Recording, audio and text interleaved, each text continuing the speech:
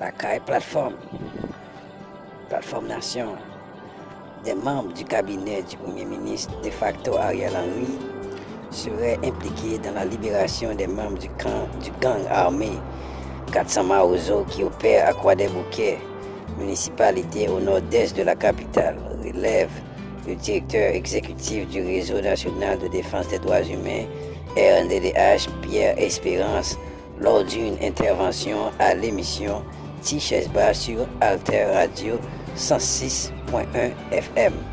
Des gens qui sont dans la juridiction de Croix-des-Bouquets et qui font partie du cabinet d'Ariel Henry ont fait des interventions pour libérer des membres du gang 400 Maozo arrêtés lors des opérations policières durant les mois de janvier et de février de cette année 2022, déplore le RNDDH. Très influents à Croix-des-Bouquets, ces membres du cabinet d'Ariel Henry envisageraient d'aller aux prochaines élections pour devenir députés.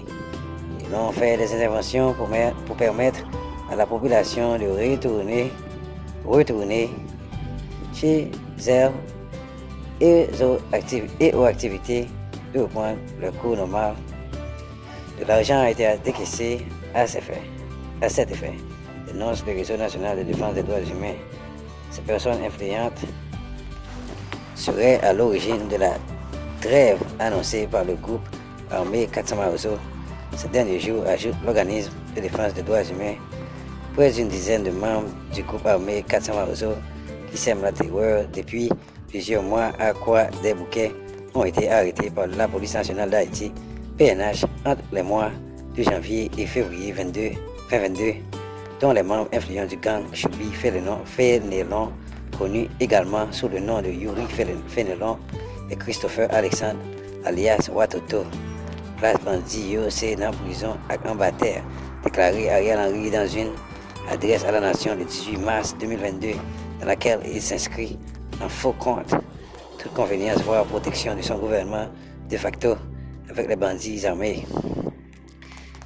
Dans cette déclaration à la nation, Ariel Henry a encore promis de reprendre le contrôle du territoire national, dont une partie est sous la terreur en toute impunité depuis plusieurs mois de différents gangs armés. Quoiqu'il ait boudé 2 invitations du tiers restant du Sénat, Ariel Henry déclare avoir entendu la main à tous ses compatriotes qui veulent voir Haïti sortir de la crise actuelle et être disponible pour recevoir les protagonistes dans l'objectif de construire un large consensus sur des questions fondamentales pour l'avenir du pays. Quoi qu'il en soit, le Réseau national de défense des droits humains s'élève contre une aggravation de la criminalité et la détérioration de la situation sécuritaire globale depuis l'installation le 20 juillet 2021 du gouvernement de facto Ariel Henry après l'assassinat le 7 juillet 2021 de l'ancien président de facto Jovenel Moïse. Il est vrai qu'il y a eu 13 massacres sous la présidence de Jovenel Moïse, mais depuis quelque temps, les groupes armés sortent de leur fief et cherchent à occuper plus d'espace, fait-il remarquer.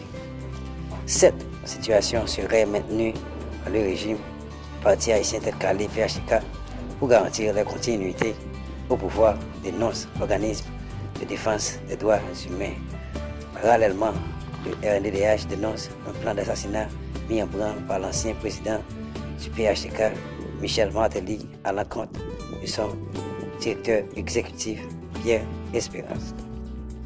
Michel Martelly a indiqué aux personnes avec qui il était en réunion que le meilleur cadeau qu'elle pourrait lui offrir pour son anniversaire, c'est d'assassiner Pierre Espérance avant le 7 février 2022. Relève le RNDDH.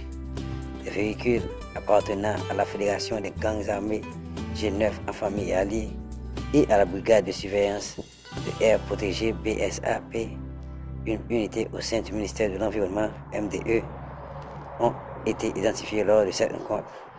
À travers une lettre, Pierre Espérance a demandé à la direction centrale de la police judiciaire d'ouvrir une enquête sur cette affaire, tout en mentionnant le nom de Joseph Michel Martelly et les plaques d'immatriculation véhicules qui ont été sur les lieux de la rencontre. En février 2022, la plateforme des organisations haïtiennes des droits humains POHDH a dénoncé les menaces à répétition dont est l'objet de le directeur exécutif du Réseau national de défense des droits humains, RNDDH Pierre Espérance, dans une note de solidarité. Ces menaces et attaques à l'égard de Pierre Espérance se sont amplifiées suite au rapport du RNDDH publié le 6 janvier 2022 en ce qui concerne l'assassinat du président Jovenel Moïse. Nous voyons ça un petit nom.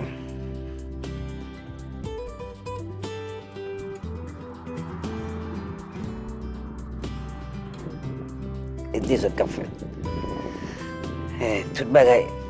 Mais ça me ramène. Les gars non pays, pays a une loi, pays a une justice. Les gars pour compte les comme c'est des gars pour compte les liés. Avec dit, faut RNDDH, faut qu'il assassine l'autre nègre pour faire la plaisir. Ça c'est posé camper en Haïti. Parce que Pierre Espérance RNDDH sans monsieur, nous reconnaissons le Jovenel Moïse assassination. De toute façon, si Martin dit qu'il n'a pas de show, enquête ça va se poser faire, c'est supposé mettre là.